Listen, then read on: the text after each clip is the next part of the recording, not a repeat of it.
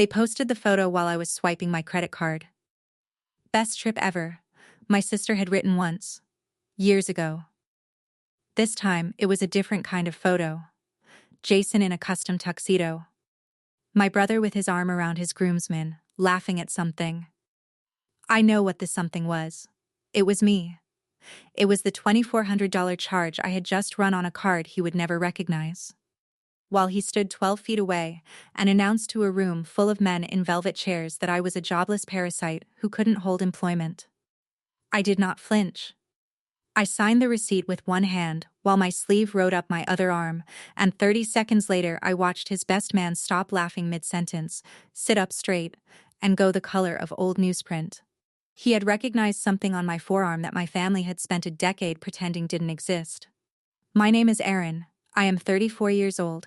I am a decorated extraction unit commander, and I am the founder and majority shareholder of the most formidable defense contracting firm in the Western Hemisphere.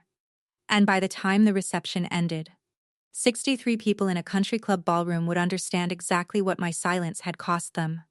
Welcome to this channel, where we tell the stories of the people who were written off and kept building anyway.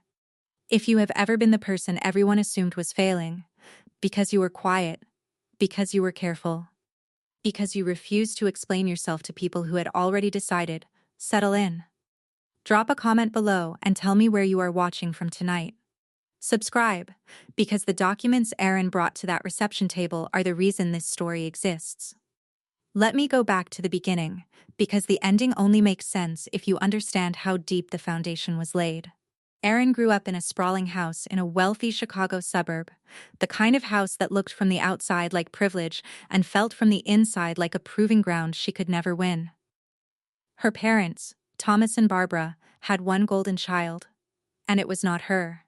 Her older brother Jason, 36 years old and the precise architectural replica of every worst impulse their father had ever encouraged, had been the chosen one from birth.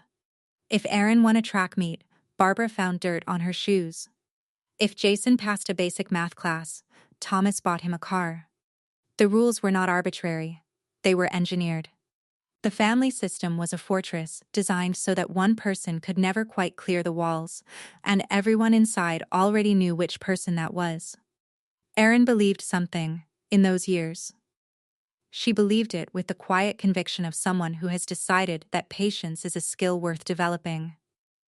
If she stayed quiet, did the work, carried the weight, the truth would eventually sort itself out. That belief was admirable. It was also the precise mechanism that made her exploitable. She had learned it from her grandfather, a man who built things with his hands and measured twice before cutting, who had left behind a house in the kind of neighborhood where the trees had been planted decades before anyone currently living there was born. That house was where Aaron eventually landed. That house was the first lie she would have to dismantle. Jason's core belief was simpler. He believed that volume was authority. He believed that the person who moved first into the room and spoke loudest controlled the room. He had never once been seriously challenged on this, and so the belief had calcified into settled fact. He was not a cruel man in the way that premeditated criminals are cruel. He was something more common and more dangerous, a man who had been rewarded so consistently for cruelty that he had stopped recognizing it as a choice. Barbara enabled it. Thomas modeled it. The extended family laughed along at holiday dinners, and Aaron absorbed the punchline with a stillness that everyone misread as defeat. She had enlisted when they kicked her out the first time. She pushed herself through selection processes that have no formal names in any public military record, eventually earning a place in a classified extraction unit that operated in places that do not legally exist. Her job was to go into the worst conditions imaginable and bring people out of them. During her final deployment, her unit extracted 8 Rangers who had been ambushed and pinned behind enemy lines. She pulled the last man out of a burning compound under direct fire. The blast that left the scar on her forearm happened in the final 3 seconds of that operation. She took the hit to shield the youngest Ranger in the squad as they boarded the helicopter. That young Ranger's name was Caleb. He had never learned the name of the commander who pulled him out of the fire. He had only seen a blacked-out unit insignia through the smoke. When she was medically discharged, she took 12 years of logistical expertise developed in the worst conditions on Earth and built a company. She called it Vanguard Global. She did this quietly, and she built it with veterans. And she kept her name behind 5 layers of proxy holding companies, because she had learned that true power does not announce itself. To her family, she remained Erin the dropout, occupying grandfather's house, available whenever they needed someone to humiliate. She had one more piece of unfinished business she had never shared. Years before, she had seen enough irregular bank notices and overdue correspondence to understand that Thomas's claim to grandfather's property was not as stable as he presented it. She had preserved every document and kept the matter private, hoping the truth would never need to become a weapon. She was wrong about that. But she did not know it yet. The boutique on a Tuesday afternoon was quiet except for Jason's voice, which was never quiet.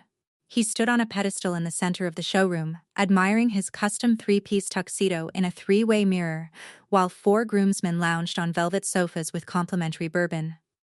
Erin stood at the register, credit card in hand, paying the $2.400 alteration bill because Thomas and Barbara had demanded it. They framed it as rent. They framed her entire existence as a deficit that needed to be managed. "Do not mind her," Jason announced to the room, his voice engineered to carry. "She lives off our parents. She cannot hold a job to save her life.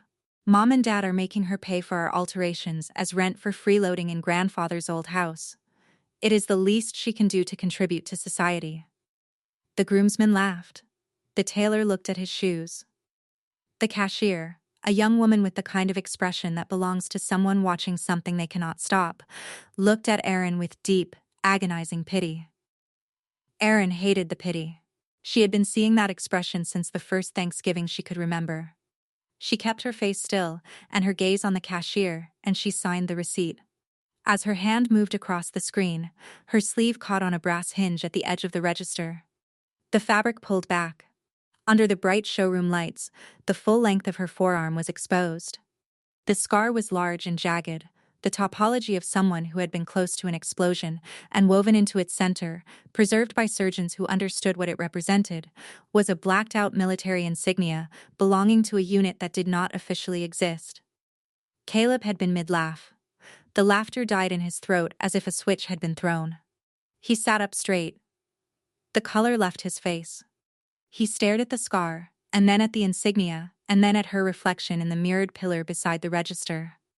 As a decorated Army Ranger, he would have heard the whispered stories about that mark. He would have known that the people who carried it did not simply serve, they operated at a level that standard military branches could not reach. He was looking at the arm of the commander who had pulled him out of a burning compound 12 years ago, while her brother called her a parasite 4 feet away. Comment below if someone in your life mistook your silence for weakness.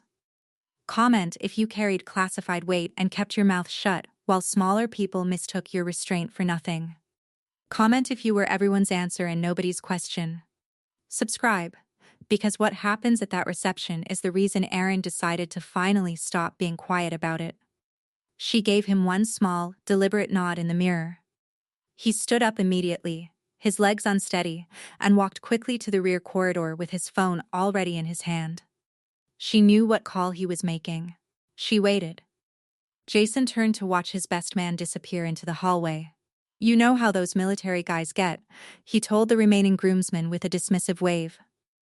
"Probably just some post-deployment anxiety." He turned back to his mirror. 30 minutes passed. The tailor finished Jason's trousers and retreated to the back room. The other groomsmen grew quiet, nursing their drinks, the jovial mood dissolving into something they couldn't name. Jason kept talking. He discussed his impending CEO title and the 9-figure merger he was about to close with the most formidable defense contracting company in the Western Hemisphere. He spoke about Vanguard Global with the reverent, ambitious hunger of a man who does not understand what he is looking at.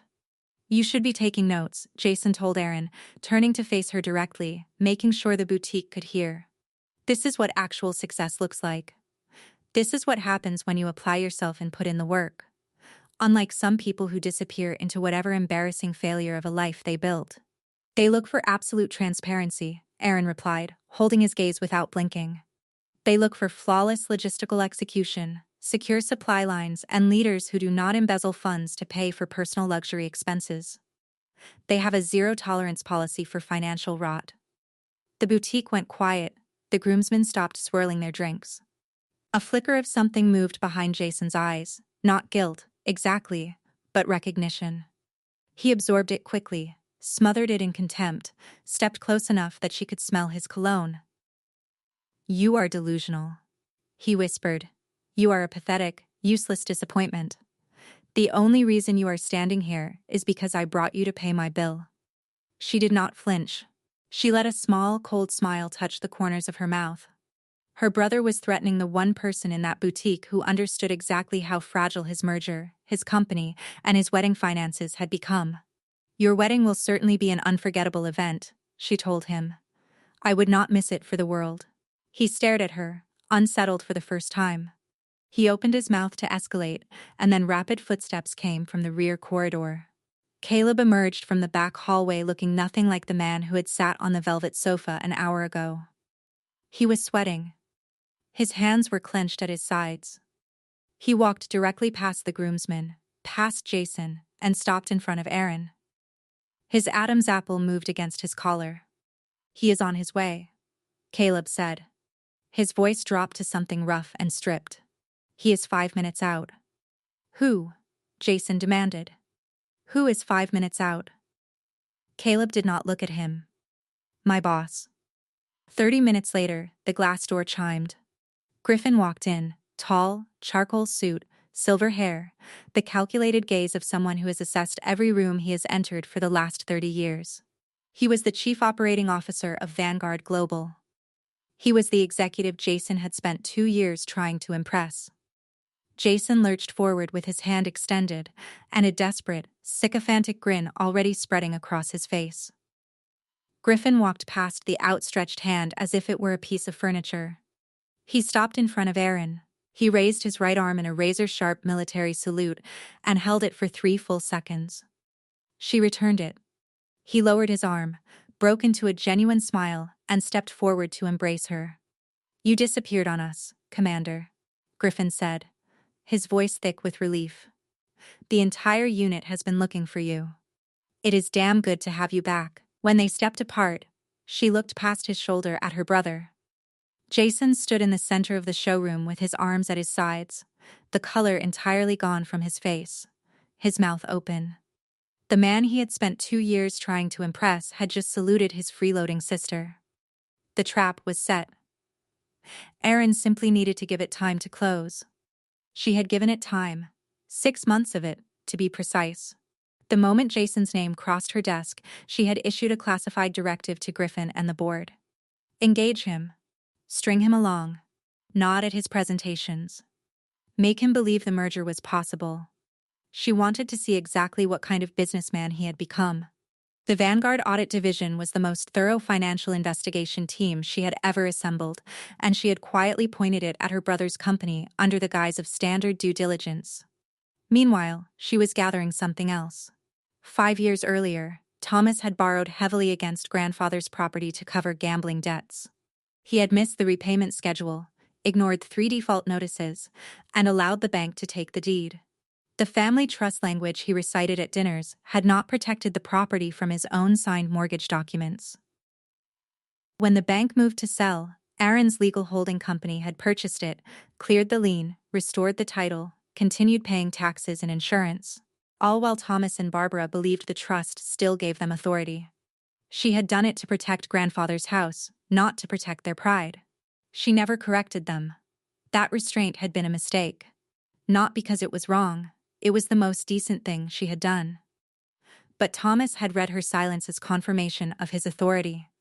And Jason had grown bolder every time she declined to correct the record. The rehearsal dinner was held at a private club overlooking the Chicago River. Crystal chandeliers. Imported flowers. A champagne bar. Aaron arrived exactly on time in a tailored black dress and was shown to a table in the back corner, the outcast table, positioned so she would not appear in the official photographs. Thomas made a speech at the microphone about Jason's brilliant corporate future. Then Barbara stepped up, her voice carrying clearly through the sound system, and explained that the meeting at the boutique had been a misunderstanding. Erin was simply a low-level assistant at Vanguard who had once fetched coffee for Griffin, and the man had been too polite to ignore her. Jason was the one negotiating the real merger. Jason was the one doing the heavy lifting. The family nodded. They absorbed the comfortable lie. It was easier than the alternative. Then Thomas called Erin to the front. She walked slowly from the back of the room while chairs turned and eyes followed. At the bridal party table, Jason's face held a malicious gleam he wasn't bothering to hide. Thomas reached into his jacket and produced a thick manila envelope, held it up for the room as if it were a prize.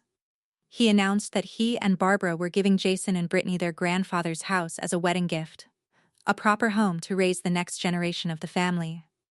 Then, he turned to Erin, and his voice shifted into something designed to sound sorrowful. "We love you," he said, "but it is time to grow up. Your things are in boxes. You have until Monday to find your living situation. It is time for some tough love."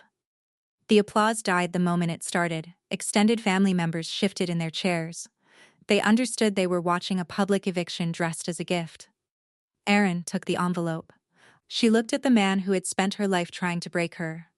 She kept her voice low enough that the microphone didn't catch it. "You are evicting me from the house he explicitly left in trust," she said, "so anyone who needed shelter would always have a place." Thomas stepped close, his breath heavy with scotch. "He left the trust under my control," he whispered. "And I am giving the house to the child who contributes to this family. You broke down. You embarrassed us. You came back with nothing. Take your trash and get out by Monday, or I will have the police put you on the curb." He stepped back and patted her arm for the room, the patient father managing a difficult child. Erin stood very still. She thought about her grandfather teaching her to repair the porch steps. She thought about the notices she had preserved. She thought about 6 months of due diligence and every falsified revenue chart she had not yet made public. Thomas had just drawn the final line himself. She placed the envelope carefully on the table beside his champagne glass and asked him one question. Quiet enough that only he could hear. "When was the last time you personally reviewed the recorded title, the current lien history, and the bank's final disposition of grandfather's property?" He stiffened. She watched something move behind his eyes. Then, he recovered. "My attorneys handle family assets," he said. "The deed is controlled through the trust, and the trust is controlled by me." She gave him one last opportunity. "Withdraw the announcement. Tell Jason the property cannot be transferred tonight. Let the reception proceed, and we can discuss the records privately afterward." He laughed in her face. "The house is mine to give away. Jason will receive it. You will leave." She picked the envelope back up, not because it had value, but because it would later become evidence of their intent. She returned to her table, removed her phone beneath the tablecloth, and opened a secure message thread. Griffin's last message was 3 words. "Say the word." She thought about Thomas promising police. About Barbara's hand on her elbow, squeezing hard. About every holiday dinner, and every manufactured punchline, and every applauding room. She typed one sentence. "Initiate the financial audit on Jason's firm immediately." She left the dinner through the rear doors, climbed into a waiting vehicle, and rode through the dark city to the Vanguard Global offices. I want to stop here for a moment, because I know some of you watching right now know this kind of quiet. If you have ever made a decision alone at midnight, in a silent room, while the people who caused the problem were sleeping, then you know exactly how that kind of tired feels. Leave a comment if you have ever carried a weight that wasn't yours, and never sent the bill for it. Subscribe, because the next few minutes are exactly why Erin decided to finally stop protecting people who had never protected her. The audit confirmed what 6 months of due diligence had suggested. Jason's firm was not struggling, it was a shell. He had been falsifying quarterly revenue reports for 3 years. He had moved corporate funds through unsecured offshore accounts to cover car leases, country club memberships, and wedding deposits. A verified $150,000 in operating funds had been directly diverted to fund the reception that was now 48 hours away. He had spent 2 years believing a Vanguard cash infusion would cover the deficit before anyone compared his presentations to the real ledgers. He had walked willingly into a waiting trap, certain the teeth belonged to someone else. The property records closed the second file. Thomas had defaulted on his signed mortgage. The bank had taken the deed. Aaron's legal holding company had purchased it at the outstanding balance, cleared the lien, and restored the title. There was no deed Thomas could transfer to Jason. The eviction notice was legally meaningless. The evidence was preserved. David, her attorney, laid it across the mahogany conference table in careful stacks. The corporate seal and timestamps were unambiguous. The morning light was just beginning to show over the city skyline when Erin set down her coffee cup and gave the final instruction. Let him put his tuxedo on first. She let him have the ceremony. She paid the caterer herself, not from love, but because she needed the audience in their seats. The reception was spectacular in the way that lies told with sufficient budget always are. Towering imported orchids. A 5-tier cake on a spotlit pedestal. The catering manager, who had been packing his trucks 3 hours earlier, gave Erin a quiet, grateful nod as she passed. She found her assigned seat in the far corner, accepted a glass of water, and waited. At the head table, Jason stood with a microphone and a bourbon glass, his face flushed with alcohol and borrowed certainty.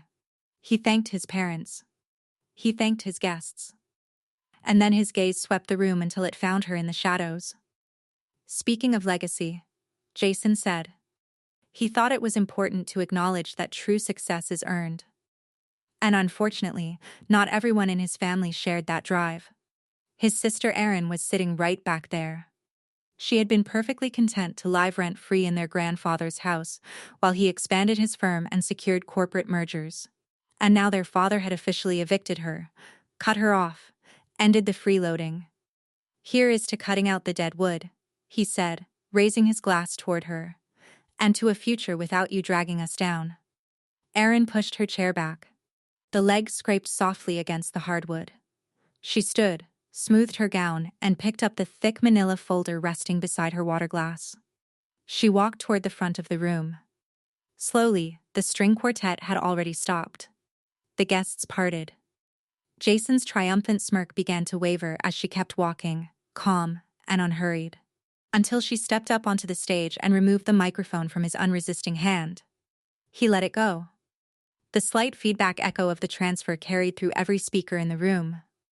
She turned to face the guests. She looked briefly at her mother. Then at her father. Then, she raised the microphone. Since we are making public announcements about family finances, she said, I brought the paperwork for my eviction. She dropped the first folder onto the table. It landed hard, knocking over a champagne flute. The liquid spread across the white linen. That is the deed to grandfather's house. I did not inherit that property. I bought it from the bank 5 years ago when Thomas defaulted on his gambling debts. The collective gasp was sharp and simultaneous. Hundreds of people who had watched Thomas deliver a wedding gift understood in 1 second that the gift had never been his to give. Barbara's hands flew to her mouth. Thomas went rigid. The whispers broke across the room like water. Thomas Barbara, Erin said, her voice dropping to a register that needed no amplification. You have exactly 3 days to vacate my property. Thomas roared. He lunged across the table, his chair crashing behind him. He never reached her. Caleb and 3 Vanguard veterans moved as one unit, intercepting him at the table's edge and driving him back against the wall with controlled, practiced efficiency. He thrashed. They held. He went purple. They waited. Erin did not flinch. She looked at Jason. She reached under her arm and produced the second folder. She set it on the table in front of him with a single flat smack. Regarding your merger with Vanguard Global, she said. She paused. It is cancelled. Jason slammed his fist onto the table. You are lying. He screamed it.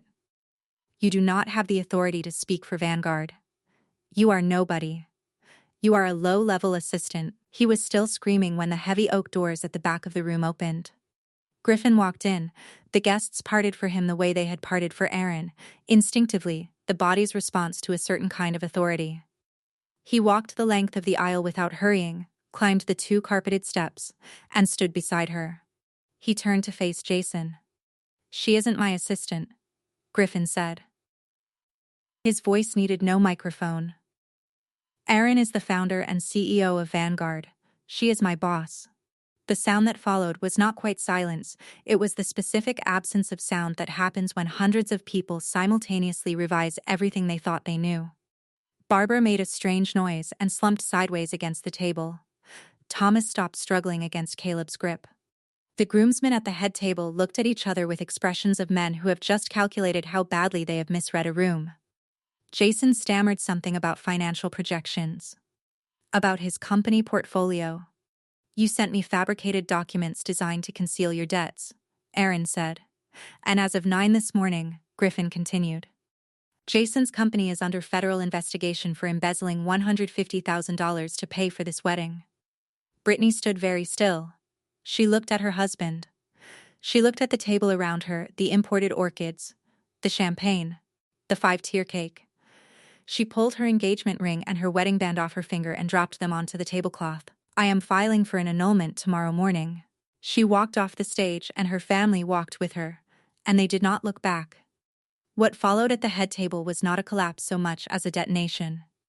Thomas turned on Jason for losing the house. Jason turned on Thomas for gambling it away. Barbara, who had spent the evening radiating triumph in her champagne gown, shrieked at her golden child that he was an arrogant, incompetent fool.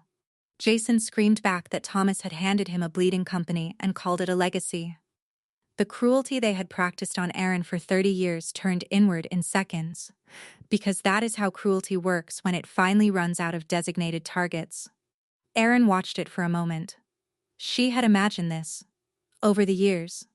She had thought she would feel vindication. What she felt instead was the specific exhaustion of someone who has been carrying something heavy for a very long time and has finally set it down. Not triumph. Not relief. Exactly. Something quieter than both. She had wanted the truth to be visible in a room where it counted. She had done that. It was enough. She turned to Griffin. She nodded toward Caleb, who released her father and straightened his jacket. She walked off the stage and down the aisle, and the guests who had applauded her public humiliation 40 minutes earlier leaned back in their chairs to let her pass. The catering manager bowed as she passed the kitchen corridor. She gave him a nod. The valet brought her car around. Caleb held the door. The Chicago night was cold and clean. She drove home through streets that had no memory of the evening. The pen on her kitchen counter, the tea she would brew in the morning, the view of the river from a residence her family had never known existed. These were hers in the specific, undiluted way that things become yours only after someone tries very hard to take them. There is a word in financial forensics for what Aaron did. It is called a controlled audit, the practice of gathering complete documentation before any single piece of it becomes a weapon. The metaphor from her own work is cleaner than that. In an extraction, you do not move until the route is clear and the exit is confirmed. You do not announce the operation. You do not give the target time to fortify. You go in with the precision that the years of preparation have made possible, and you bring everyone out. Everyone who is supposed to come out. You leave the fire behind. If this story reached you tonight, share it with someone who has been sitting quietly at the back table while someone else took the microphone. Drop a comment. Tell me the moment you decided silence was no longer the right tool. Subscribe, and I will see you in the next one.